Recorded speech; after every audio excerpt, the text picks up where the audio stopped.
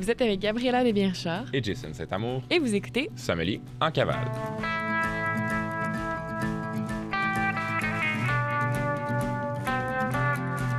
Bonjour tout le monde, bienvenue à notre deuxième épisode de Sommelier en cavale. Donc aujourd'hui, on revient un peu avec notre formule plus traditionnelle, si je peux dire. Donc, formule traditionnelle, le dernier épisode, ça a été haut en émotion quand même avec le passage du chef Pascal Lévary et nos collègues cuisiniers.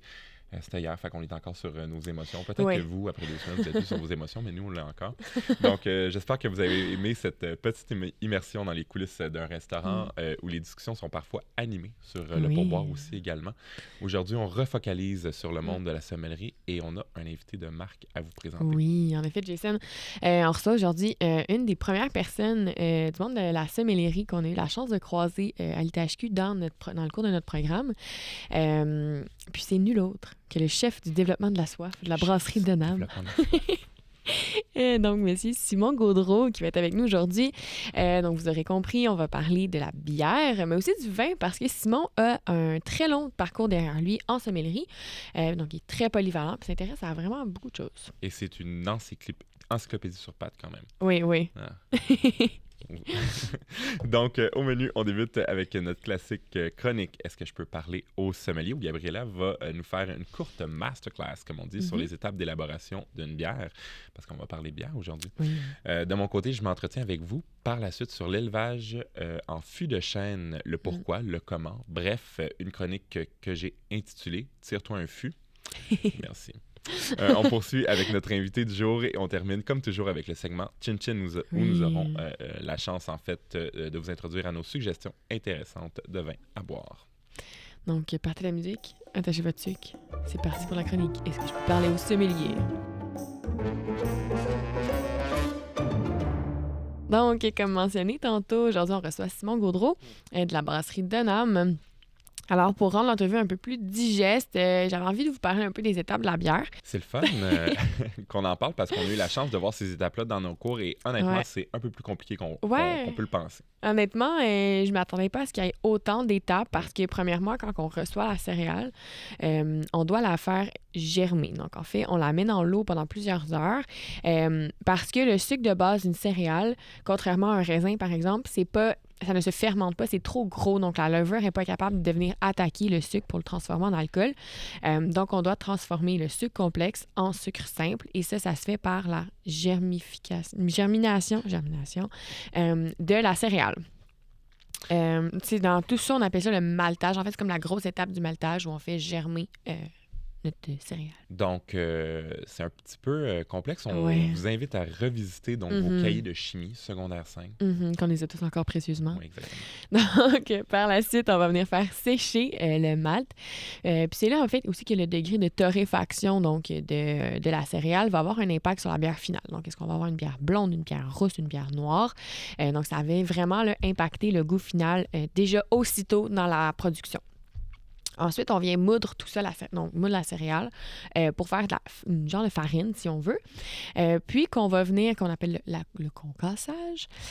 Puis par la suite, on appelle la prochaine étape l'empâtage, qui en fait l'étape de mouiller cette farine-là pour venir faire une pâte, si on veut, qu'on appelle le maïs. Et là, je prononce probablement ça pas comme du monde. Donc, c'est une espèce de gruau, si on veut, qui va nous servir de base pour notre fermentation par la suite.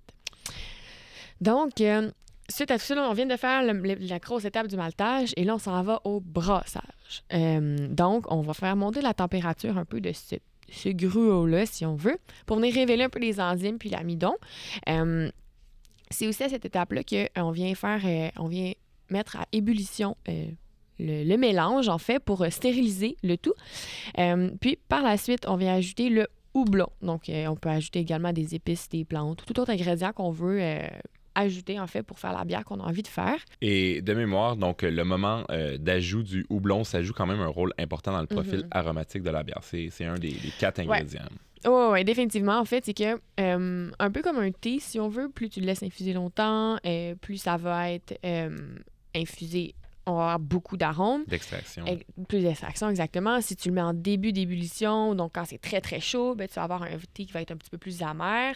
Puis si tu le mets quand ton thé est un petit peu plus froid, ben, tu vas avoir des arômes plus de fruits, plus floraux. C'est là exactement la même chose pour la bière.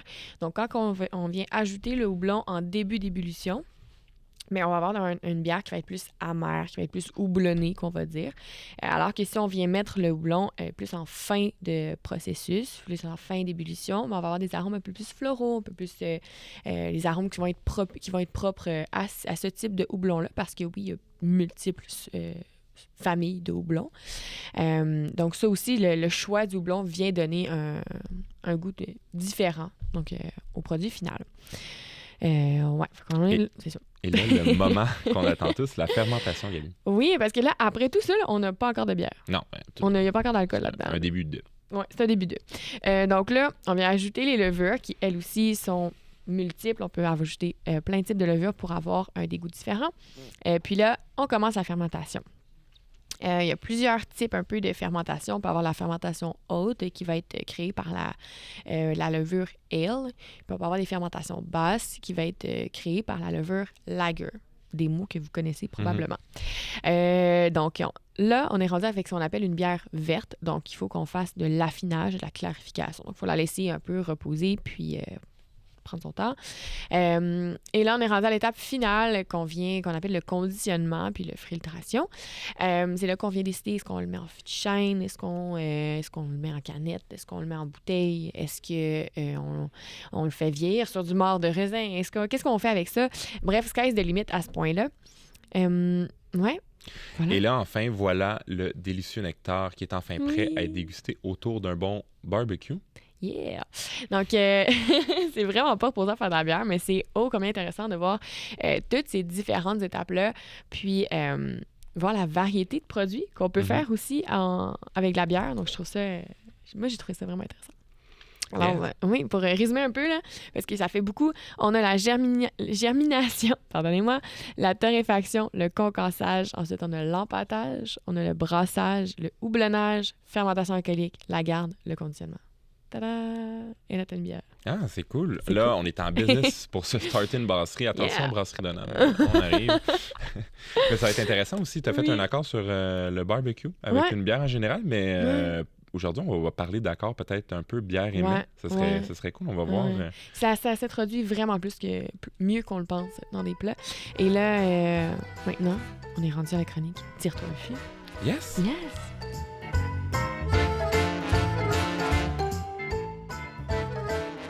Tire-toi un fût.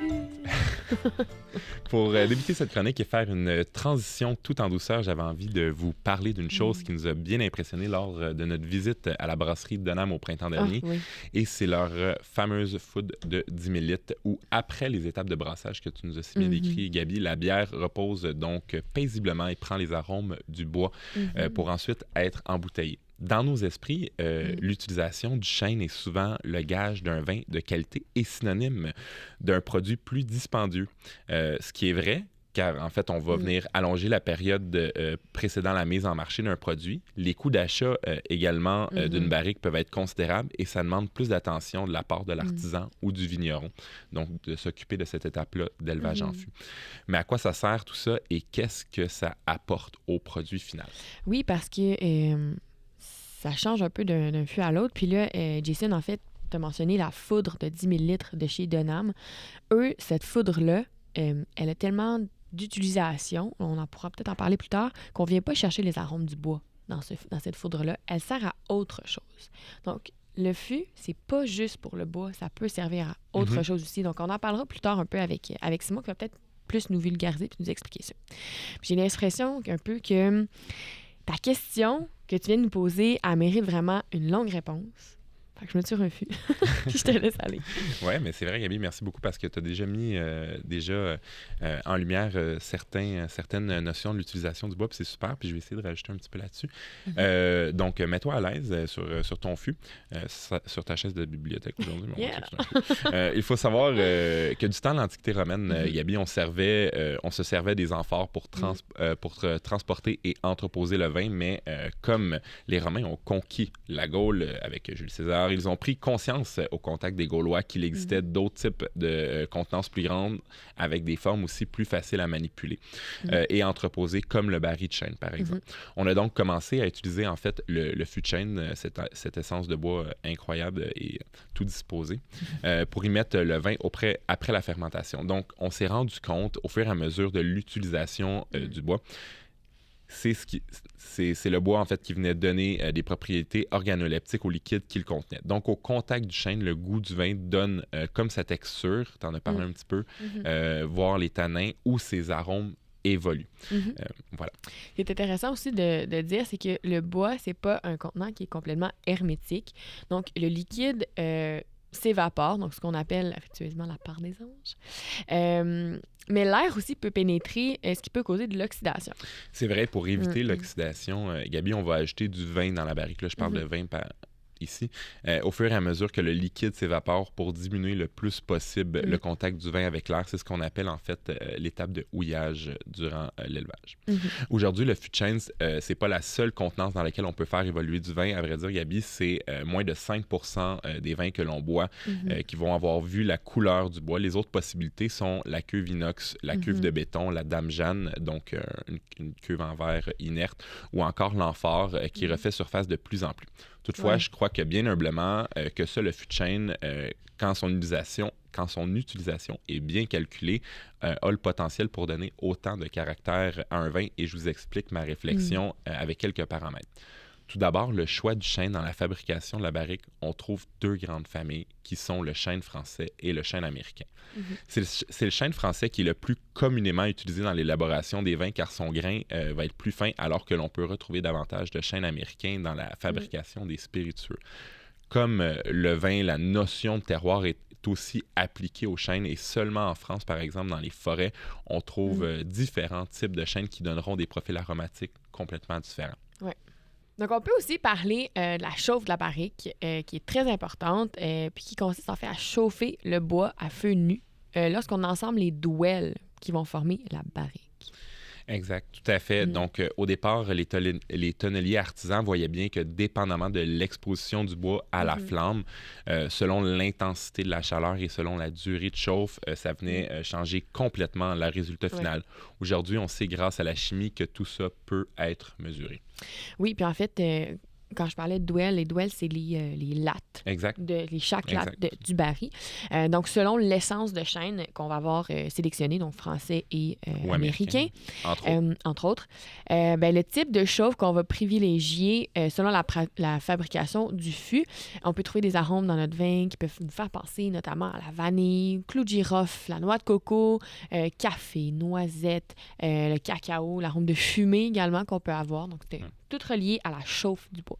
C'est vrai, puis habituellement, on va goûter un vin, on va dire « Ah, c'est boisé », mais bon, en fait, cette famille d'arômes boisés, tu l'as décrit, ça se décline sous tellement plusieurs formes, plusieurs nuances.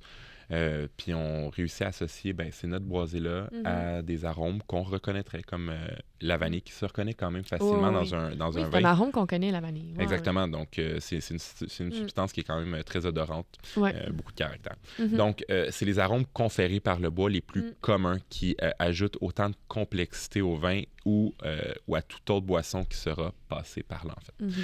D'autres facteurs sont à prendre en compte dans l'utilisation du fût de chêne, comme le temps d'élevage du vin sous bois. Ça peut se compter en semaines, ça peut se compter en mois, ça peut se compter en années.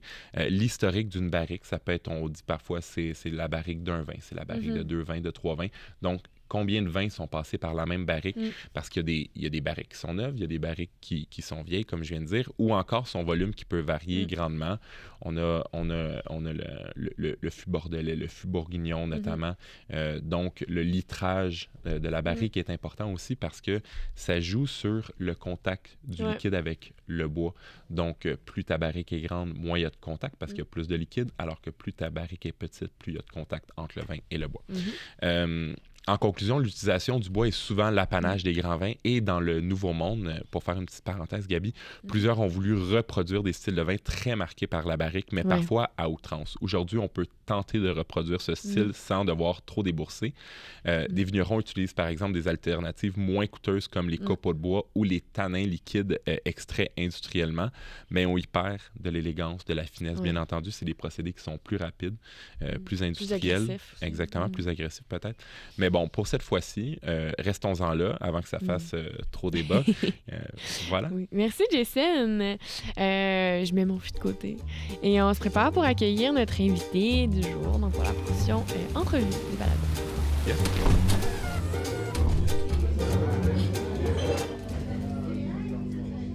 Bonjour Simon, Hey, on est vraiment heureux de t'avoir avec nous.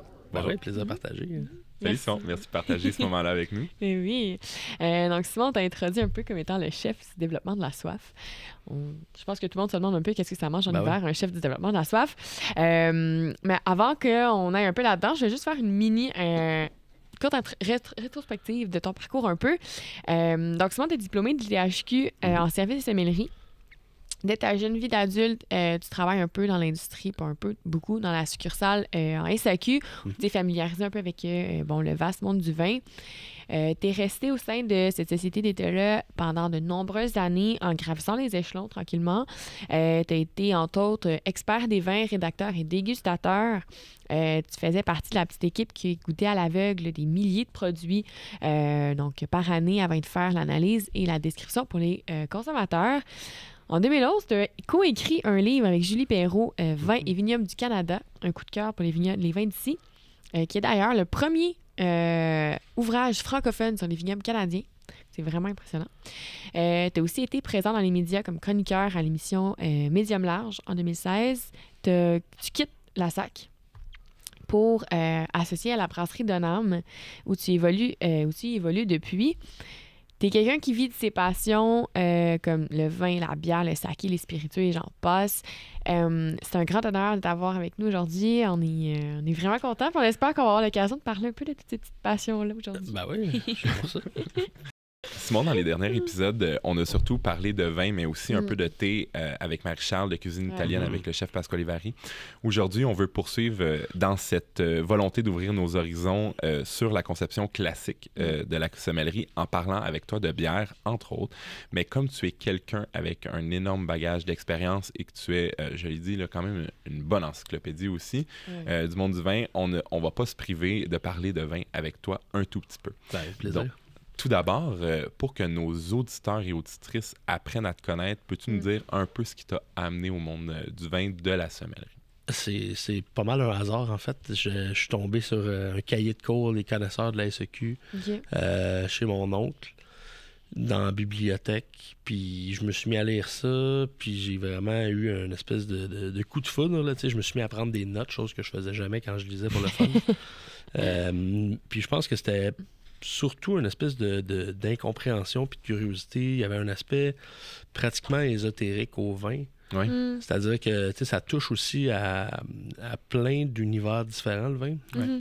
C'est un peu mystérieux dans ma tête, là, pourquoi il y a du vin qui se vend 5 000 $ la bouteille, puis d'autres 5 $. Puis celui-là à 5 000 $, en plus d'être cher, le monde font une file d'attente comme pour acheter des billets de Led Zeppelin là, devant la succursale. Fait il y a vraiment une espèce d'incompréhension. C'était tellement bizarre pour moi, puis c'était tellement loin aussi de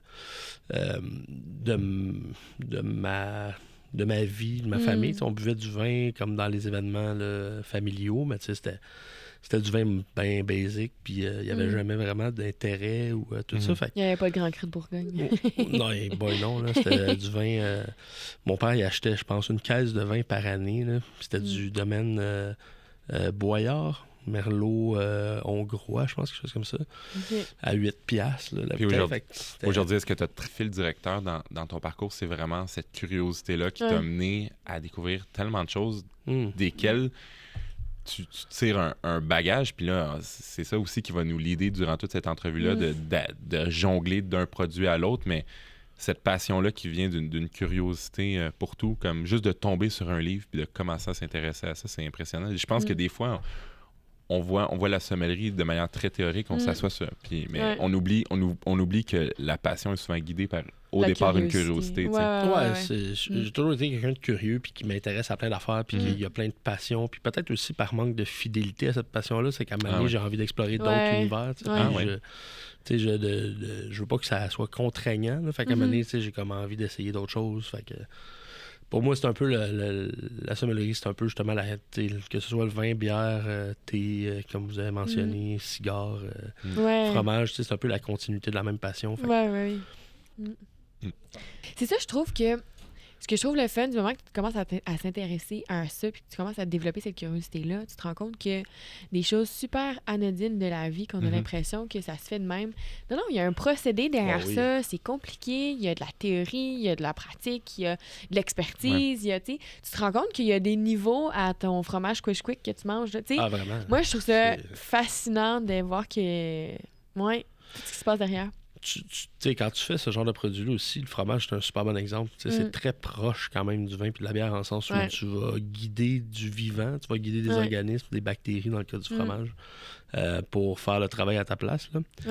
Fait que, tu sais, faut que tu guides, faut que tu donnes des conditions bien précises pour avoir un résultat bien précis, mais jusqu'à un certain point, tu as toujours une notion d'identité qui est reliée à un lieu, un savoir-faire. Tu travailleras jamais avec les mêmes ingrédients. Tu peux faire la même... Ton produit final est éphémère. Absolument. Ben oui, tout à fait. C'est toujours trippant. Puis tu peux refaire la même chose en Australie, mais si tu peux faire la même méthode d'élaboration qu'un parmesan en Australie, mais tu n'auras pas le même résultat parce que tes vaches sont pas pareilles. Tes vaches n'ont pas mangé la même chose. Ils n'ont pas mangé la même herbe, le même grain. Voilà. Il y a une notion de terroir dans tout. C'est fou. C'est le fun. Oui, j'aime ça. Simon, dans une entrevue que tu as accordée au balado de les prescriptions avec docteur... là, j'ai écrit Fred Tremblay, mais c'est Fred Lambert. Au départ, tu disais qu'au début de ta formation, tu n'étais pas quelqu'un, en fait, qui avait les moyens financiers pour se permettre de goûter des grands vins. Puis tu as trouvé sur ton parcours des personnes, en fait, qui avaient la générosité de partager et de te faire déguster des vins. C'est une réalité qui touche quand même beaucoup de jeunes qui commencent dans le métier. Au Québec, c'est rare de se vanter de notre générosité, mais on va se le permettre car tu as vraiment te surdonné, en fait, au fil des années. C'est notamment grâce à toi que les étudiants en sommellerie ici à l'ITHQ ont la chance de participer à leur première masterclass, d'être reçus dans votre brasserie, de participer à leur premier concours, gagner des bourses qui vont les aider financièrement aussi. Simon, pourquoi tu trouves ça important, en fait, session après session, de t'impliquer comme ça, de rester engagé dans le parcours des jeunes sommeliers en devenir? Ça fait pas si longtemps que ça que je passais par là aussi puis que j'avais de la misère à payer les frais de scolarité à l'école. Fait que c'est une façon de redonner, tout simplement. Là, puis quand t'aimes quelque chose aussi, t'as envie de le partager. T'as envie de jaser de ça. Fait que je suis encore intéressé puis passionné. Puis l'idée de discuter, d'ouvrir des horizons, justement, de donner le goût aux gens. Je pense que c'est assez naturel. C'est quand même ça notre métier aussi, en tant que sommelier, là, globalement. Là, t'es là pour conseiller le monde. Puis quand j'étais à l'ITHQ aussi, j'ai eu la chance d'avoir des bourses qui m'ont donné vraiment un coup de main. Là, fait que c'est ça. Fait que c'est un peu une continuité de ça. Je pense que c'est un milieu qui est très... positif, puis où est-ce que justement il y a un aspect compétitif à la sommellerie dans les concours et tout ça, mais il y a aussi un aspect où est-ce qu'il y a beaucoup de camaraderie, puis on est tous unis par le fait qu'on fait quelque chose de passionnant. Exact. C'est intéressant un peu, là, on va s'en aller plus vers le vin, mais tu fais partie des gens qui ont implanté les pastilles de goût à la SAQ. Oui, ben en fait, je les ai pas implantés. Fait que moi, j'ai travaillé sur la création des pastilles plus sur des spiritueux. Mais dans le cadre de mon travail, je faisais partie du comité de dégustation. On était toujours 4 personnes à déguster les vins à l'aveugle pour donner les pastilles de goût. Fait que le système de pastilles était déjà fait quand moi je suis arrivé au siège social pour faire le boulot de rédacteur-dégustateur. Ça a quand même complètement changé les habitudes de consommation, là, on va s'entendre. Ben, en fait, l'idée, la réflexion derrière ça, c'était de faciliter un peu l'accès au vin parce que... Puis au Québec, on est, honnêtement, là, parmi les gens, je pense, globalement, là, qui avons dans les meilleures connaissances sur le vin. Ah ouais, hein? En moyenne, là, pour la moyenne des gens. Puis il y a beaucoup de producteurs européens qui viennent au Québec qui sont impressionnés du niveau de connaissance puis d'intérêt. Je pense que ça s'explique par des choses comme le fait qu'on est un pays latin, fait qu'il y a vraiment l'aspect hors de la table, se réunir autour de la table pour partager bonne bouffe, bon vin, sans avoir été historiquement un producteur important de vin. Fait qu'on a toujours été des latins très intéressés, mais en même temps, en important le vin d'un peu partout sur la planète. Fait qu'on a toujours été curieux, puis on a toujours goûté plein d'affaires. T'sais. Puis les cours sur le vin, entre autres via la SEQ, là, longtemps, ça a été des dizaines de milliers de gens formés. Là. Il y a 15 ans, c'était déjà 50-60 000 personnes qui avaient été formées via les cours, les connaisseurs. Fait que les gens sont curieux, sont intéressés. Ceci dit, il reste beaucoup de gens qui rentrent dans une SEQ puis qui sont intimidés. Parce que tu rentres dans un SEQ et tu as basically des milliers de fois la même affaire. Du jus de raisin fermenté dans une bonbonne en vitre. Mais il y en a à 8$, il y en a à 200$.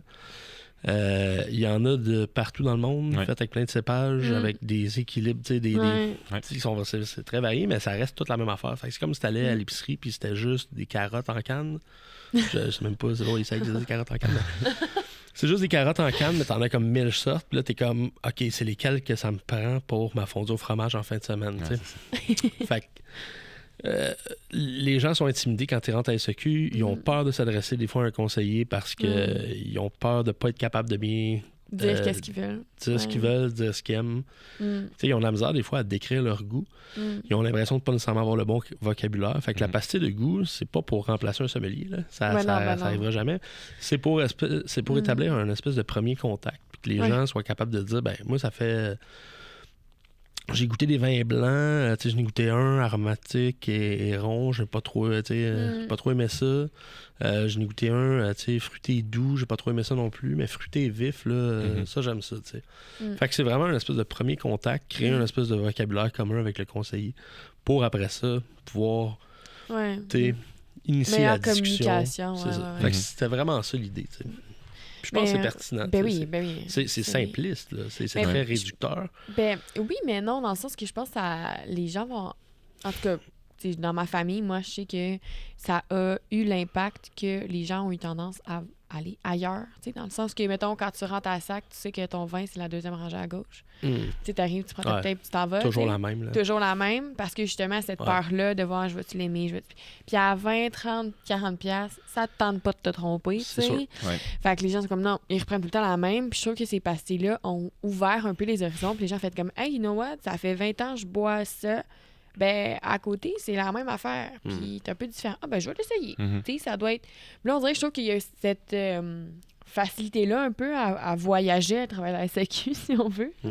Mais peux-tu nous parler un peu plus de ton métier que tu faisais dans la SAC? C'est un peu, je pense que c'était un peu... c'était un métier de l'ombre qu'on connaît moins. Oui, c'est ça. Bon, on était 4 personnes à faire ça. Fait qu'on jouait un peu le rôle d'amener de l'expertise à différents endroits dans l'entreprise. Fait que le département en tant que tel, dans le temps, s'appelait les connaisseurs, comme les cours les connaisseurs.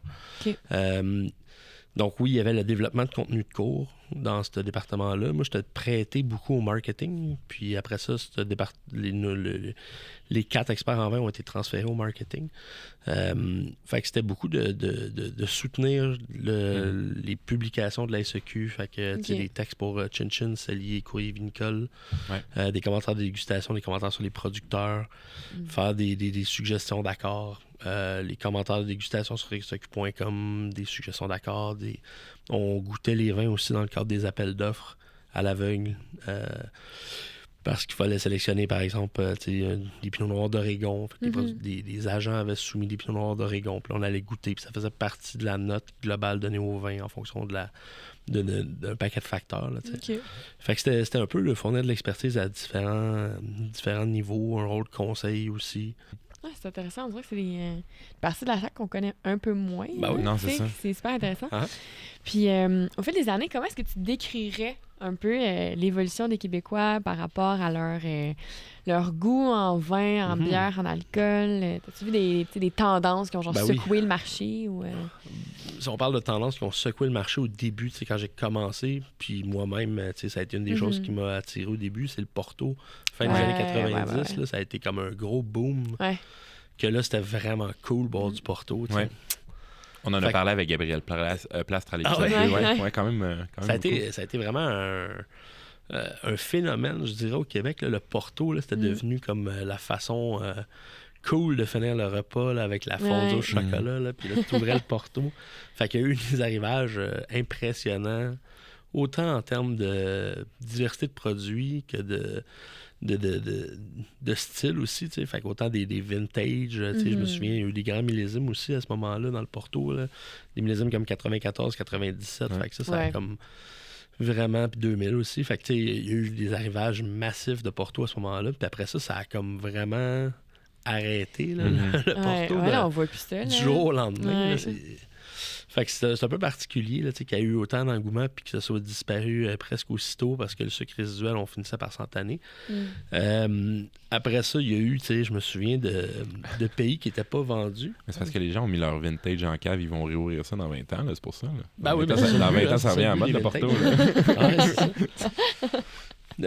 Après ça, en termes de tendance aussi, je me souviens de l'arrivée de plusieurs pays du Nouveau Monde.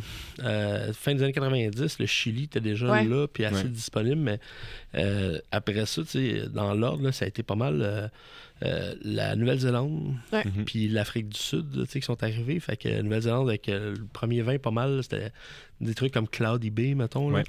Puis ça, quand on recevait ça, c'était tellement wild. En le sens où, c'est pas il y a genre 150 ans, là, c'est comme il y a 20 ans, un peu plus que ça. Mais c'était du Sauvignon blanc qui avait pas le profil minéral affirmé comme ce qu'on retrouve à Sancerre, par exemple, mais c'était pas du Bordeaux blanc non plus. Fait que c'était sans vraiment d'élevage marqué, mais c'était hyper exotique. Puis ça, c'était comme trippant. L'Afrique du Sud, même affaire. Avec un côté comme fumé. Puis, il y avait eu des offensives sur l'Afrique du Sud. Il y a eu une offensive aussi commerciale à mener sur le prochain pays du Nouveau Monde, un peu dans ce genre-là. Là. Ça allait être l'Uruguay avec le Tanat. Là. Fait que, je me souviens d'un arrivage à SEQ, genre de 20 produits de l'Uruguay. Puis, sincèrement, là, il y avait des vins là-dedans qui coûtaient 14$. Puis qui se conservaient admirablement bien pendant 15-20 ans. Là. Puis, les vins étaient comme relativement... c'était du Tanat, mais c'était du Tanat, je trouve, dans l'esprit de ce que ça devrait être, c'est-à-dire des vins relativement austères, tanniques, construits. Puis, c'était pas juste du vin comme crowd pleaser. C'était vraiment cool. Mais... il doit plus rester des Tanates d'Uruguay. Non, ça a juste disparu. Mais la Nouvelle-Zélande puis l'Afrique du Sud, ça s'est quand même accroché. Faut dire que l'Afrique du Sud, ce qu'on recevait au début puis ce qu'on reçoit aujourd'hui, c'est vraiment différent. Là. Au début, c'était du pinotage, des cabs relativement fumés, ambitieux. Aujourd'hui, on est passé vraiment sur des producteurs qui font des vins beaucoup plus élégants, gourmands, de soif, tout ça, des affaires le fun, là, vraiment plus light en moyenne.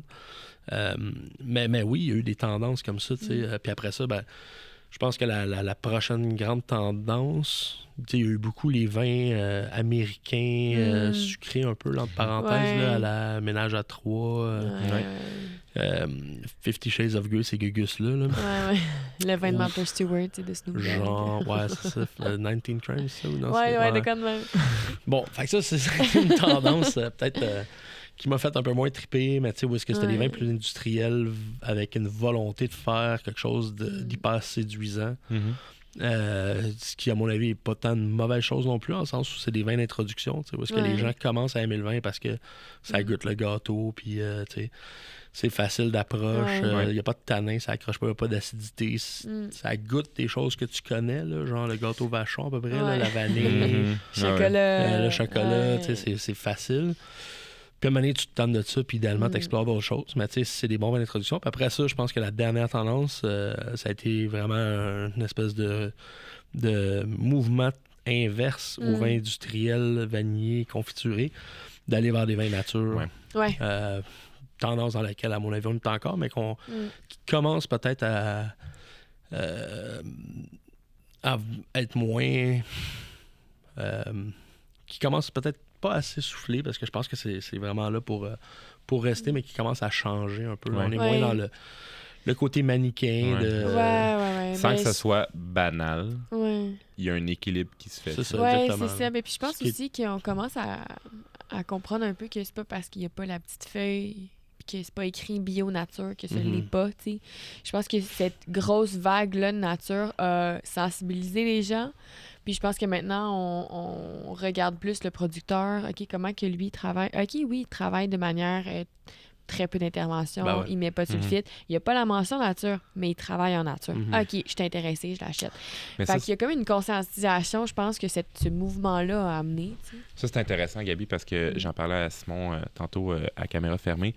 Tu as mentionné comment le producteur travaille. Fait que ça on avait le débat entre les appellations d'origine contrôlée qui sont définies par un style qui passe devant un comité, puis on en parlait. Puis là, tu nommes connaître la méthode de travail du producteur. Ça, c'est une difficulté aussi quand même pour le consommateur. Tu sais, les producteurs, on les connaît pas tous personnellement. Ben non. Le nom de leur chien et compagnie. Puis c'est aussi un travail encore plus difficile aussi quand tu arrives dans un restaurant devant une carte où, par exemple, c'est juste des vins de France. Ça redéfinit aussi beaucoup la manière d'interagir avec le sommelier, ce que le sommelier t'apporte. Ce à quoi tu peux t'attendre ou ce à quoi tu ne t'attends pas aussi. C'est plus dur, effectivement, d'avoir une idée de ce que tu vas avoir dans ton verre quand il n'y a pas vraiment de notion d'appellation ou d'identité reliée à un lieu ou de typicité, si on veut. Là. Je pense que on s'éloigne un peu de... Je trouve qu'il y a un moment dans le vin nature, c'était très manichéen, justement, entre les bons et les méchants, puis c'était très revendicateur. Mais ça me gossait un peu de mettre dans le même panier le monde qui font du ménage à trois, justement. Là, des vins industriels, vanillés, tout ça. Puis des producteurs, des fois artisans, dans le Languedoc, mettons, familiaux, qui font, qui sont assez peu interventionnistes, mais qui revendiquent pas vraiment d'être nature ou tout ça. Je pense que oui, tu veux que ton vin soit fait dans le respect de la nature le plus possible. Oui, je pense que tendre vers le bio, c'est une bonne affaire. Oui, je pense que tu veux être le moins interventionniste possible parce que quand tu travailles avec un raisin top qualité que tu as fait croître sur un terroir exceptionnel, tu veux juste que ce soit une vitrine sur un lieu. Ton vin, tu veux que ce soit transparent, tu veux que la main de l'homme paraisse le moins possible, puis prenne le moins de place. Fait que, tu sais, à mon avis, il y a plein de bons producteurs qui revendiquent pas nécessairement d'être en nature et tout ça.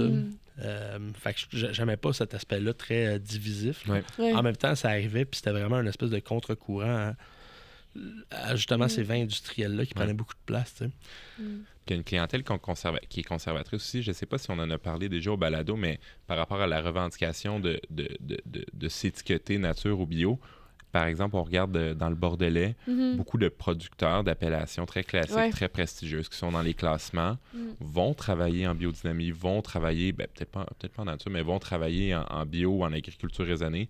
Ils vont pas en faire la promotion. Non. Parce que leur clientèle...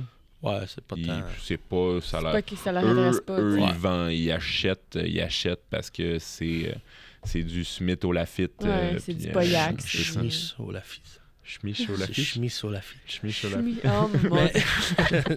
Non, mais tu vois, je suis d'accord avec toi, puis je pense que l'argument de vente, au final, c'est qu'il faut que ce soit bon. Puis quand c'est pas bon, ça peut être fait nature ou pas. Puis ça peut être pas bon parce que c'est trop manipulé, industriel, formaté, puis sans âme. Puis ça peut aussi être pas bon parce que t'as laissé Mère Nature faire, puis Mère Nature, si t'as laissé faire jusqu'au bout, là, le processus, là, c'est du vinaigre à la fin. Fait que minimalement, l'homme arrête le processus à un certain stade. Oui, effectivement. Ça, c'est Ostertag qui m'avait dit ça en Alsace. Mais, tu sais, puis... Il parlait justement d'un autre producteur qu'on avait visité la veille, que j'aime beaucoup aussi, tu sais. Puis il disait, c'est bon ce qu'il fait, mais tu sais, il faut qu'il comprenne que c'est l'humain qui fait le vin, parce que Mère Nature, ce qu'elle fait, c'est du vinaigre. Si tu laisses minimalement le processus, faut que tu l'arrêtes à un certain point, tu sais. C'est une belle façon de voir le vin. En fait, j'avais pas vu ça, non? C'est cool, c'est vrai. On continue dans le vin. Le monde du vin semble quand même si souvent inaccessible et réservé à une certaine élite. On en a un peu parlé, mais toi, tu te prends pas la tête quand même. Simon, tu sais apprécier les bonnes choses, mais tu sais aussi bien les expliquer et transmettre en fait cette passion-là. Pour toi, c'est quoi ta conception du monde du vin et comment tu crois en fait que on peut rendre ça plus accessible? C'est large, hein? C'est vaste. C'est une grosse question. Honnêtement, ce que vous faites présentement, ça contribue à ça. je pense que de plus on va en parler de façon simple, moins on va effectivement se prendre la tête ou se cantonner sur des espèces de... justement, il faut essayer de ne pas être élitiste, d'utiliser un langage simple globalement, de couper beaucoup de la bullshit qu'il y a dans le monde du vin. Il y en a vraiment beaucoup, là. Y compris dans le milieu de la sommellerie, où est-ce qu'il y a plein d'affaires que... une affaire que j'aime vraiment pas, c'est d'être hyper catégorique sur des choses. Oh my God. Ça me gosse vraiment. Le lien de causalité entre deux affaires. Tu sais, je veux dire, t'écoutes une gang de sommeliers parler entre eux autour de... Tu sais, on se fait un super à la maison, puis on boit du vin, tu sais, qui a de l'allure, là, tu sais, puis on parle assez peu de type de sol, là. Ah non? Tu sais, je veux dire, à table, là, quand tu bois du vin, là, les accords mais vins, là... Ah, le schiste dans ce vin-là. Tu sais, honnêtement, on parle assez peu de type de sol. Les galets roulés. Là. C'est super intéressant quand tu visites un producteur pour comprendre la patente. Tu sais, il y a une différence entre... Puis, c'est ça, je pense qu'il y a beaucoup de... Il y a beaucoup de bullshit, il y a beaucoup de... Puis il y en a, tu sais, au niveau du langage utilisé aussi, tu sais. Il y a des affaires qui sont pas de la bullshit en soi, mais qui sont souvent mal utilisées. Exact, c'est ça que j'allais dire. Parce que là, on rit, on a nommé des types de sol, c'est important, puis on comprend la manière dont c'est fait.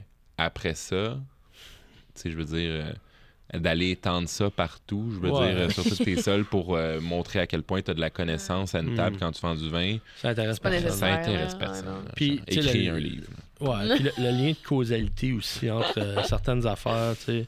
Ah oui, le vin est minéral, OK, ça se peut, ça peut être minéral, mais la minéralité dans le vin, c'est utilisé un peu à tort et à travers pour décrire plein d'affaires. Quand ton vin sent la mine de crayon à Bordeaux, je pense qu'on peut dire que c'est minéral. Quand ton Chablis, il goûte la débarque dans Bessic, dans Garnotte, t'as vraiment le côté comme coquillage, crayeux, je pense que c'est minéral. Mais ceci dit, c'est comme... Le pétrole dans le Riesling, c'est considéré comme étant minéral. Oui, effectivement, 100%. Puis ça, mais des fois, la minéralité, c'est comme très flou, puis très... parce que c'est juste positif, on dirait. En tout cas, tu sais, je trouve qu'il y a un peu trop de bullshit, puis il y a un peu trop aussi de... Tu sais, la notion d'accord mais vin aussi, tu sais, autant j'y crois profondément. On peut se détendre avec ça quand même, là. Le but, c'est d'avoir du fun. L'accord mais vin, globalement, les gens font des choix relativement sensés parce qu'ils vont pas boire du Madiran avec de la lotte pochée à rien, là, avec du poisson blanc bouilli. Là. Les gens vont globalement souvent s'enligner à peu près comme du monde. Puis l'accord mais vin parfait, une fois de temps en temps, tu le pognes, puis là, tu fais comme « Oh my God, c'est émouvant ». Mais 75% du temps, les accords sont relativement bons et réussis. Puis tu te rends vraiment compte de l'importance de l'accord quand tu l'échappes et que c'est un désastre ensemble. Mais overall, on essaie des affaires. Tu regardes des sommeliers, là, comment, mettons, à table, à la maison, les gens débarquent, là, tout le monde amène des vins, puis on boit à l'aveugle et tout ça. Souvent, là, ça va ressembler à « Hey, c'est ça le souper », le monde amène du vin, puis après ça, les gens, on essaie de se faire une gradation, tu sais, pour avoir une espèce de crescendo en termes d'intensité dans la soirée. C'est ça. Puis on va ouvrir les vins un après l'autre. Ah, ben moi, je suis plus sur un vin plus léger. OK, ben je vais passer avant. Toi, ah, ben plus costaud. OK, plus en fin de soirée. Mais après ça, l'accord, tu sais, je veux dire, c'est pas sacré. On peut jouer avec. On peut se tromper. Des fois, c'est très instructif aussi de faire un accord qui est un peu raté. Parce que là, tu vas comprendre pourquoi. OK, ça marche pas parce que mon vin manque d'acidité. Tu sais. Fait que, tu sais, faut pas... boire du vin, là, c'est un loisir. C'est vraiment pas un besoin essentiel. Là, on peut être détendu par rapport à ça. Fait que, pour moi, c'est vraiment... pas ériger les choses en espèce d'absolu alors que il n'y a pas raison de le faire. C'est intéressant. Là, j'ai tellement le goût de continuer sur les accords, mais je suis comme, ah non, OK, arrête. Tantôt, on va parler de la bière, puis on va parler des accords mets et bière. OK? Fait que là, tout le monde, on met un peu de côté le vin, puis on tombe dans la bière. OK. Allez, vas-y, Gabi, je te laisse le lead sur la prochaine. Oui. On disait tantôt qu'il était chef du développement de la soif. Comment est-ce que tu as atterri un peu dans l'univers de la bière? Puis c'est quoi ton rôle exactement chez Donham?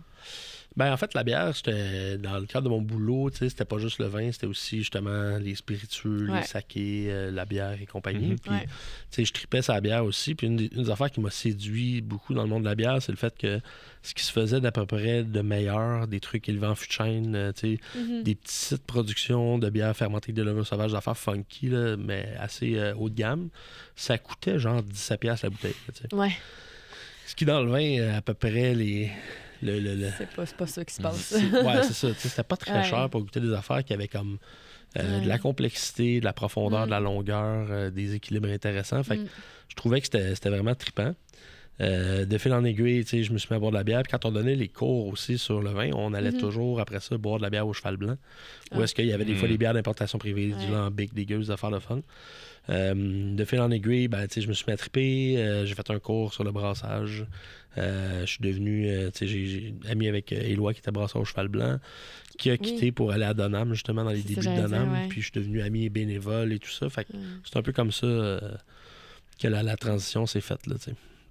Puis ton rôle de développement du chef de la soif, c'est quoi ça fait, ça? C'est au chef du développement de la soif. Chef du développement de la soif. Chef du développement de la soif. C'est au sens figuré, en fait. C'est un peu l'intérêt pour ce qu'on fait. Fait que, c'est principalement de la communication puis de la commercialisation, globalement. Là. Puis, dis-moi si je me trompe, mais moi, j'ai l'impression que chez Donham, ce qui fait que vous avez une aussi belle réputation, c'est comment vous élevez votre bière. Je trouve que vous avez tellement de variété de produits de oui, cette bière-là est élevée en fût de chêne, celle-là est élevée en fût de Bourgogne, celle-là est élevée avec du mort de raisin, celle-là est élevée là-dedans. Dis-moi si je me trompe, mais j'ai l'impression que c'est ce qui fait que la brasserie Donham est spéciale. Je pense que ça participe beaucoup à notre identité, effectivement. Là. Ça, puis le fait qu'on fait beaucoup de saisons. Ça, j'allais dire les saisons. On a comme deux affaires, puis les deux, il y a une intersection forte entre les deux, en sens où on élève beaucoup de saisons en fût de chêne, puis les bières qu'on fait avec des macérations de mort, par exemple, c'est beaucoup des saisons. Fait que, tu sais, oui, ça fait partie beaucoup de notre identité. Parce qu'il y a plein d'autres affaires qu'on fait, tu sais, des IPA, des lagers. Je pense qu'on fait des lagers exceptionnels aussi. On fait des très belles lagers, c'est vrai. Ceci dit, il y a beaucoup d'autres options. Il y a beaucoup d'autres brasseries qui en font de la top. Dans les bières élevées en fût de chêne de ce style-là, il y en a d'autres qui en font, mais je pense qu'on est quand même dans les joueurs assez solides là, dans le genre. Juste pour expliquer, on n'expliquera pas tous les types de bières qu'on va nommer, mais peut-être, Simon, la saison, vu que c'est comme un style caractéristique de Donham, comment c'est un style de bière qui vient de la portion francophone de la Belgique. C'est les fermiers, traditionnellement, qui allaient brasser ça là, pendant la saison froide, pour conserver ça, pour les boire pendant la période des récoltes, parce qu'il n'y avait pas le temps de brasser de la bière à ce moment-là. C'est des bières qui sont des blondes, ambrées, généralement un peu voilées, parce qu'on va utiliser du blé dedans aussi, fermentées à des températures plus élevées, avec un profil souvent qui va être un peu poivré, puis avec une effervescence qui est très soutenue aussi, plus la moyenne des bières. Fait que puis c'est des bières plus sèches aussi que l'idée qu'on se fait des bières belges. Quand on pense à des doubles, des triples, des quads, là, qui sont comme des bières plus fortes en alcool, plus rondes, plus corpulentes, avec un profil fermentaire un peu plus typique de ce qu'on associe au profil belge. Là. Fait qu'un côté plus sucre candy, banane, gomme ballon un peu. Là. Fait que la saison, c'est comme un peu plus sec, un peu plus... plus digeste. Fait que c'était vraiment une bière de soif destinée aux travailleurs là, dans les champs. Ceci dit, la saison, ça a changé beaucoup parce qu'initialement, comme c'était fait par des fermiers, il n'y avait pas vraiment de producteurs commerciaux, industriels. Fait que c'était un peu tout et n'importe quoi en fonction des céréales qui restaient de l'année d'avant, des céréales disponibles, puis fermentées un peu de façon aléatoire. Fait que l'identité de la saison, comme on la connaît, elle a peut-être 100, 150 ans là, à peu près. Là. Comment... gastronomie, restaurant j'aime beaucoup le terme restaurant nappe blanche que le chef Barry a amené, mais souvent on associe ça nécessairement à ce qu'on va boire quand on va là-bas, c'est du vin. Une des premières choses sur lesquelles tu nous as sensibilisés dans notre concours sur la bière, c'est la bière aussi peut jouer peut avoir aussi son rôle sur les tables gastronomiques. Comment tu vois ça, toi, comme progressivement, de plus en plus que les sommeliers s'ouvrent aux bières, puis il y a tellement de microbrasseries au Québec, là, le choix est... Tu sais, une des affaires que je disais des fois à des amis restaurateurs ou des gens que je croisais, c'était, tu sais, dans ton restaurant, tu travaillerais pas avec du fromage craft, là. Mais tu travailles avec de la bière industrielle, faite par un grand groupe qui essaie pas nécessairement de faire ce qui se fait de mieux, mais qui essaie de faire de quoi qui est consensuel et facile d'approche. Surtout au Québec, on a une scène brassicole vraiment tripante, avec de la variété, avec les prix qui sont pas non plus pour des bières de microbrasserie en canette ou des trucs plus classiques. C'est pas très cher. Fait que je pense que c'est la moindre des choses d'avoir une offre. Puis souvent au resto, même dans les top restos, tu posais la question qu'est-ce que vous avez en bière, puis tu te faisais répondre on a tout. Puis on a tout, ça voulait dire j'ai Corona, Carlsberg, Molson X. Là, moi, OK, ouais, c'est pas tout. J'ai Petit Québec en version mozzarella. Cheddar fort. En tout cas, je pense qu'il y a vraiment une prise de conscience. Puis, tu as accès aussi à des artisans, pas loin de chez toi, localement, qui font des affaires tripantes. Pour moi, dans les gros attraits de la bière à table dans les restaurants, les deux choses principales, là, c'est le coût d'acquisition qui est assez bas. C'est pas très cher pour offrir quelque chose de top qualité aux gens. Puis le taux d'alcool qui est plus bas. Dans un monde où les gens vont plus boire une bouteille de vin par personne au souper parce que justement on conduit après, parce que on fait attention, la bière, ça te permet de faire un pairing. Une longue soirée puis une grosse soirée pour que moi, à une table, je vende une bouteille de vin par personne. Ça arrive plus. Mais peut-être que tu peux vendre une bouteille de bière de table à 4% en apéro, puis avec l'entrée. Puis après ça, une bouteille de vin que tu vas splitter à 2. Puis tu vas être dans un état correct après ton souper de 2-3 heures. Fait que pour moi, le taux d'alcool bas, le fait que c'est pas très cher, ça te permet aussi justement de dire on va boire une bouteille de vin qui coûte un peu plus cher, mais aussi on va prendre une bière à l'apéro, puis on va avoir une super soirée. L'autre affaire qui est tripante à table avec la bière, c'est le champ des possibles. C'est-à-dire que dans le vin, tu travailles avec un ingrédient qui est le raisin, le mou de raisin frais. Dans la bière, tu travailles avec plein d'affaires, puis ton équilibre aussi, ou les saveurs élémentaires que tu vas avoir dans ta bière, ça va être encore un peu plus large que le vin. C'est-à-dire que tu as des bières salées. Dans le vin, tu vas avoir ça des fois. C'est très rare. Côté salin iodé dans des vins des îles, des vins grecs, par exemple, des blancs grecs. Mais dans la bière, tu peux avoir des gosas qui sont salés. Tu peux avoir des bières avec une acidité marquée, mais tu peux avoir des bières sucrées, comme dans le vin, tu as des vins liquoreux. Tu peux avoir une amertume qui est soutenue. Fait que, en termes d'accords aussi, tu peux jouer avec plein d'affaires. Fait que ça, c'est vraiment le fun. Oui, puis la salinité, c'est pas quelque chose qu'on retrouve dans le vin. C'est rare. C'est très rare qu'on ait ça. C'est jamais aussi marqué, c'est ça. Non, subtil, mettons. Même dans la chronique que j'avais faite, j'avais dit, les saveurs de base, la salinité, je la passe parce qu'on se concentre sur les autres. Oui, exact. Fait que c'est cool, c'est un ajout que si tu as besoin d'avoir ça dans ton accord, là, la bière est comme ding-ding-ding. Puis, ce qui est important de dire aussi, c'est que les accords peuvent être ambitieux parce que je fais allusion au concours qu'on a passé, mais classique, cohorte après cohorte, je pense que tu es tout le temps juge aussi, puis on finit toujours par faire un accord très classique sur le fish and chip, sur le burger. Le gâteau au chocolat avec la bière. La stout. Mais c'est ça. Toi, de mémoire, c'est le schnitzel, ça? Le schnitzel. Mais c'est ça que t'avais dit 2 fois. Ça m'avait marqué. Non, Simon, c'est ça, un schnitzel. C'est ça la viande qui est comme panée? Ouais, ça, c'est un truc plus allemand. Ouais, c'est ça. Le schnitzel. Schnitzel, ça m'avait marqué et j'avais trouvé ça drôle. Mais c'est sûr qu'on peut sortir de ça. Ceci dit, je veux dire, la bière, du fait que c'est comme effervescent et qu'un taux d'alcool faible, ça dépend des styles. Je te suggère pas de starter ta soirée avec une Imperial Stout à la vanille. Là. Non, ça c'est sûr. Ceci dit, si on reste dans des styles plus trad, en fait, moins exubérants et extrêmes, si tu vas sur une Pilsner, des choses comme ça, ça reste des bières d'apéro, de soif, souvent. Puis je regarde ma consommation à moi aussi. Je vais boire de la bière à l'apéro. Souvent, pendant le souper, étant tripeux de vin, puis maintenant, avec du monde qui tripe là-dessus aussi, on va boire du vin pendant le repas. Puis on va souvent finir la soirée avec de la bière, justement, parce que, des bières sèches avec des taux d'alcool modérés. Parce que, justement, on veut finir la soirée puis que ce soit pas trop pesant et tout. Fait que je pense que l'occasion de consommation aussi est comme... ça a son importance. Là. Je t'amène sur une question plus sociale. Dans les 15-20 dernières années, on a quand même vu la prolifération des microbrasseries au Québec. Puis Puis moi, ce qui m'a peiné un peu aussi, c'est que je pense qu'il y a eu des manchettes de journaux là, sur quoi beaucoup de ces microbrasseries-là sont aujourd'hui en difficulté financière. Ouais. Pour toi, c'est quoi les défis du monde de la bière au Québec et comment on va arriver à protéger notre industrie, mettre en valeur nos produits et aussi encourager notre savoir-faire?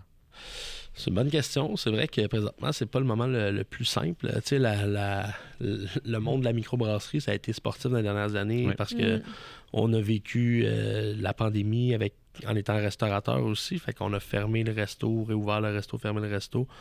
Fait que on a eu cette réalité-là, puis on a aussi la réalité de la distribution. Dans notre cas, par exemple, qui a beaucoup évolué, mais ça, c'est un peu les contre-coups de la pandémie, fait que c'est actuellement que c'est plus difficile. Je pense que l'inflation, ça frappe beaucoup de gens. Ouais. Puis c'est quelque chose que les gens choisissent parfois de couper, de dire je vais prendre justement de la bière industrielle et tout ça. Il y a eu aussi un boom incroyable, parce qu'on est passé de 200 brasseries à 350 dans l'espace de quelques années. Ouais. Fait que c'est sûr que l'espace tablette est plus convoité, crowded. Donc c'est plus tough un peu. Mais globalement, reste que c'est quelque chose que les gens aiment, c'est quelque chose que les gens continuent de vouloir vivre, mais en allant souvent sur place, tu sais. Fait que les gens ont coupé peut-être dans ce qu'ils achètent à l'épicerie, mais ils n'ont pas coupé sur le fait de sortir avec les gens qui aiment puis de passer du temps ensemble. Chose qui nous a manqué beaucoup avec la pandémie. Fait que je pense que le défi, c'est beaucoup d'être disponible dans ton lieu de production, dans ta région et tout ça. Je pense que c'est plus tough que c'était d'essayer de distribuer partout en se disant ça va être on va en vendre dans tous les épiceries. Je pense que ça, c'est moins réaliste que c'était. Puis est-ce que pour toi, l'avenir est incertain dans le portrait global? Là, je parle pas du tout de la brasserie de Nam, je parle du portrait global. Je pense que si tu fais bon, puis t'es bien implanté dans ta communauté, je pense que tu devrais t'en sortir, tu sais. Mais je pense que c'est pas tant le moment de se partir une brasserie et de dire on va faire de la blanche, de la rousse puis de la blonde, là. OK. Tu sais, faut que ça soit plus niché. Tu penses que la stratégie, c'est de rentrer dans une niche ou s'implanter dans la communauté? Il faut que ce soit bon, puis il faut que tu aies une identité, tu sais. Ouais. Genre, si t'essaies juste de faire ce que l'autre fait à côté ou d'être une alternative quelconque à ce qui existe déjà en masse, je vois pas l'intérêt. Je pense que il y a encore des brasseries qui naissent, là, puis ils ouvrent, puis ils ont 3 sortes de bières, puis c'est blonde, rousse, puis noire, c'est des couleurs. Là. Puis c'est comme, pourquoi j'achèterais ça versus l'offre déjà très vaste d'équivalent, tu sais. Je pense qu'il faut que tu offres de quoi de qualitatif si tu veux te démarquer, puis il faut que tu offres de quoi justement qui a une identité, tu sais. Gabi, tu nous amènes à cette dernière portion d'entrevue, donc la conclusion. Oui, Simon, tantôt on a parlé de curiosité et tout, mais si tu avais un conseil à donner à un sommelier, un jeune sommelier au Québec, ce serait quoi? Oui, juste un. De prendre tout ce qui passe, d'ouvrir ses horizons, de goûter, de douter. C'est bon ça. De douter. De douter. De jamais rien prendre de ce qui est écrit puis comme une grande vérité puis d'y aller à fond la caisse. Là, de toujours garder comme un espèce de doute sain, là, de dire OK, on m'a dit que ça fallait jamais faire ça ou que ça avait un impact ou que tel type de vin, ça se conserve pas. Ou, de toujours dire OK, mais on va l'essayer pareil. Qu'est-ce qui se passe? Ou de douter, mais aussi de garder les horizons ouverts, d'avoir envie d'essayer plein de choses, de pas s'arrêter à des dogmes, de pas compartimenter les affaires, de pas être trop catégorique dans son approche là, du vin. Ah, c'est bon pour ça. Je pense que c'est la meilleure chose. D'essayer de se former une opinion soi-même. Puis que cette opinion-là soit informée par la dégustation et tout ça. Pas une opinion basée sur ce que tu t'es fait dire. Voilà. Et pas une opinion qu'on impose aux autres non plus. Voilà, puis de pas être séduit inconditionnellement par ce qu'on te raconte aussi, l'histoire derrière, la vérité dans le verre. De goûter beaucoup à l'aveugle, je pense aussi que c'est un bon conseil, on en jasait pas mal avant.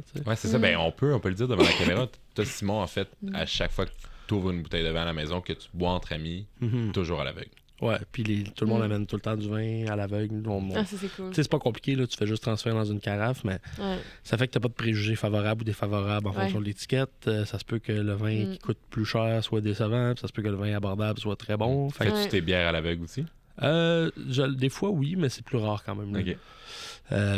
Parce que peut-être aussi parce que je suis parti de moi qu'avant des grosses dégustations de bière avec plein de bières en même temps. Là. Mais oui, ça nous arrive, y compris à la brasserie, de faire des dégustations avec des styles à l'aveugle, puis de mettre certaines de nos bières avec des bières de d'autres producteurs. Fait que, on le fait aussi, mais juste de faire ça pour pas avoir de préjugés. Puis c'est pas tant de pas se sentir mal aussi ou de sentir que tu vas te faire prendre en défaut, mais qu'au final, tu étais là pour apprendre. Puis que la vérité est dans le verre. Puis c'est pas parce que t'as pas aimé ça, puis que c'est un vin qui a une grande réputation, ça veut pas dire que t'as tort. Ouais. Ça se peut que le vin soit pas au niveau qu'il devrait être, qu'il devrait avoir. Fait que, et vice-versa. Non, c'est cool. Moi, j'ai le goût de juste terminer avec ça, Simon. Pour nos autres épisodes du balado, on va aller vers d'autres produits. On va pas nécessairement revenir vers la bière, mais pour les gens qui nous écoutent, que tu as soulevé leur curiosité aujourd'hui pour toutes les bières, parce qu'on a nommé tellement de types, autres que blonde, blanche, rousse et noire. C'est quoi, tu penses, le meilleur moyen de commencer à s'intéresser à ça? Où c'est qu'on trouve notre information, une information qui est juste?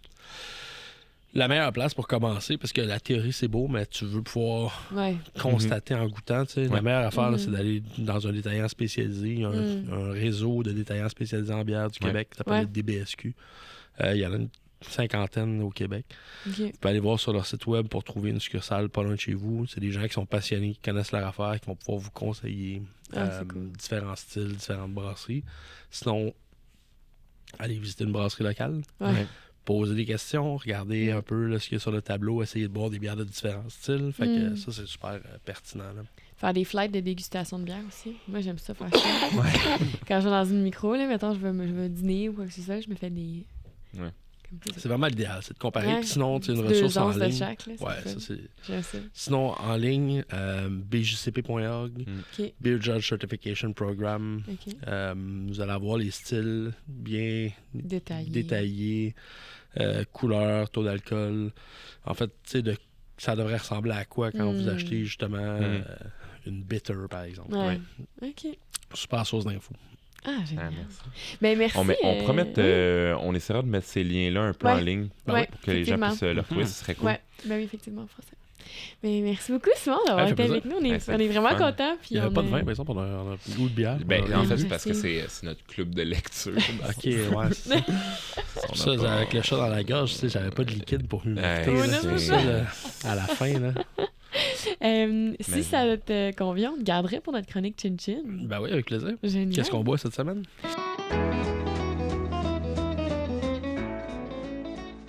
On est rendu à la chronique Chin Chin, le moment que vous attendez tous. Yes, exactement. Donc, chronique Chin Chin pour aujourd'hui. On vous propose, moi je suis dans un blanc, Gabi, tu es dans un... Rouge. Et Simon, tu nous proposes? Un blanc. Un blanc, ok, donc 2 blancs, un rouge. C'est cool. Moi, je commence en fait, on sort de la France aujourd'hui, on sort de l'Italie, on n'est pas en Espagne non plus, on est en Autriche, Gabi, c'est vraiment intéressant. Donc, des fois, dans des pays comme l'Autriche, on trouve des super bons vins, des beaux vins blancs, notamment on a du Sauvignon blanc, on a du Riesling, mais aujourd'hui, le cépage blanc emblématique de l'Autriche, on est sur du...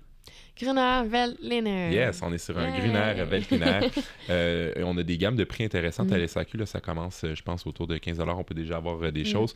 Moi, je vous propose, j'ai pas le prix, il va vite falloir que j'aille le chercher. Le Camtal, donc l'Angelois, Gruner Veltliner 2022. Donc, on est le domaine Vézeli. Mon allemand est pas très bon. C'est autour de 26 $. Vous allez le trouver dans la sélection, en fait, dans l'espace cellier de la SAQ. On est sur un domaine assez vieux, bien implanté. Donc, suite à la guerre de 30 ans. Non, c'est pas vrai, mais on est quand même en 1679. Là, donc, ce domaine-là, on est sur 30 hectares de vignes, donc un domaine plutôt familial. plusieurs cuvées. On va faire des cuvées donc de Gruner Veltliner. On va faire des cuvées de Riesling. Ici, on est sur une cuvée de Gruner. Une légère macération aussi, donc avec les pots, ce qui va venir donner en fait un petit peu plus de texture, de longueur en bouche sur ce vin-là. Mais on n'est pas non plus sur un vin orange, on reste quand même sur un vin blanc.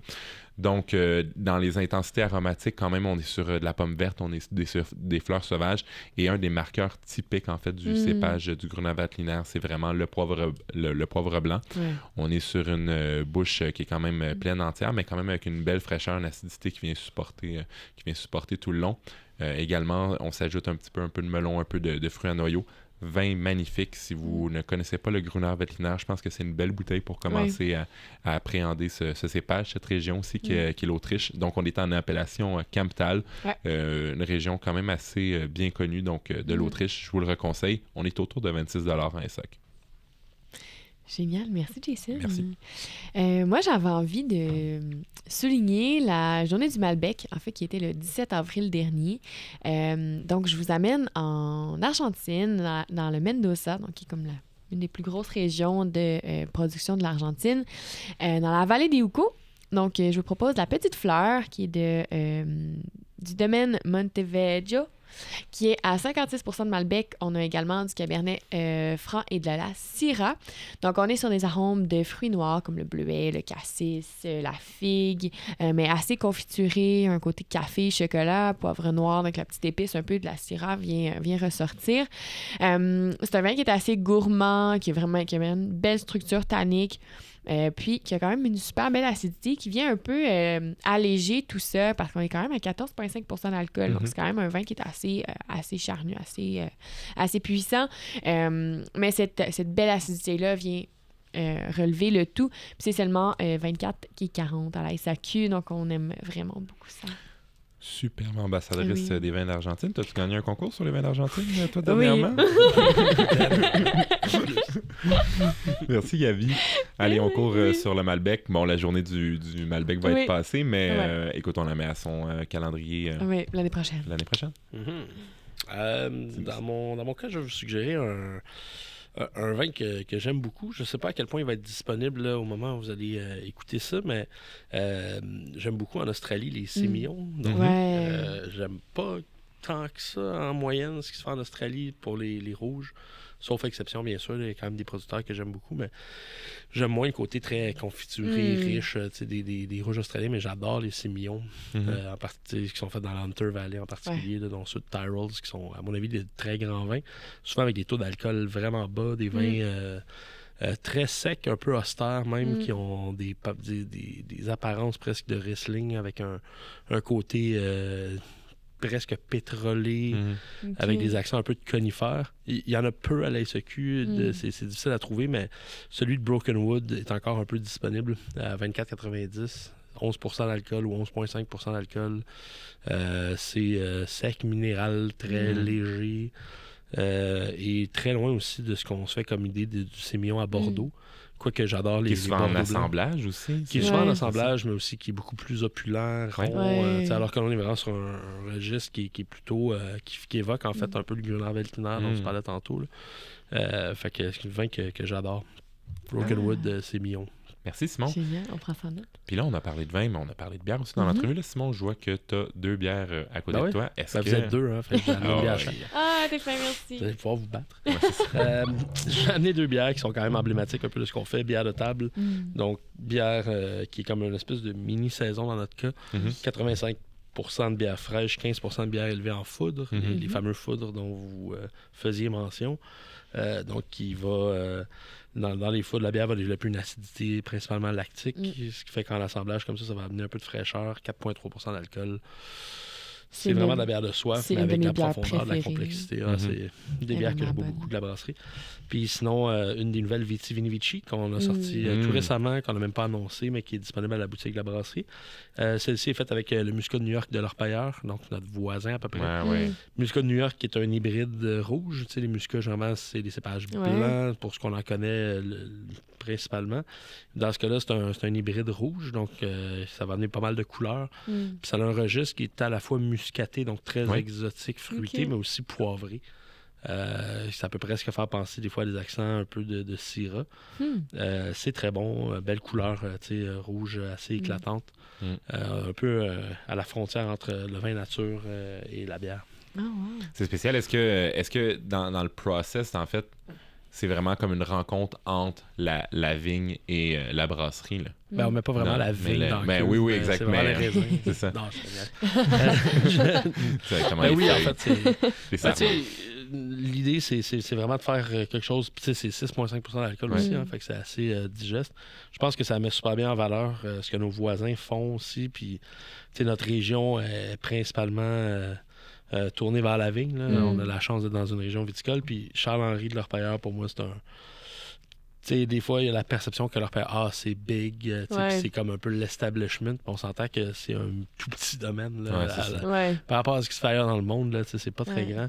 Mais Charles-Henri, c'est un pionnier, mais c'est aussi un gentleman. C'est quelqu'un qui prend le temps avec plein d'autres vignerons, qui a toujours été visionnaire, qui a toujours été team player, qui a toujours essayé d'être positif et d'amener ça dans le bon sens. Fait que énormément de respect pour Charles-Henri et toute son équipe qu'on aime beaucoup. Puis pour nous, c'est une façon vraiment le fun de mettre en valeur puis de donner une deuxième vie aussi aux sous-produits de la fabrication de vin. Là. Le Muscat de New York, c'est un cépage qui rentre entre autres dans l'élaboration de son vin gris, qui est vendu en bouteille de 500 ml, donc un vin comme demi-sec, demi-doux, un peu plus exotique, fait à 5000 bouteilles par année, puis ça part tout le temps assez vite. Là, fait que c'est ça, c'est le fun de mettre en valeur ce cépage moins connu là aussi. Cool. Merci. Mais vous irez voir pour vrai leur Viti Vini Vici, là, c'est à chaque année ils en sortent une nouvelle, c'est incroyable. Moi, c'est une des meilleures bières que j'ai bu là. Puis la bière de table aussi, c'est comme ça se voit tout seul. Là.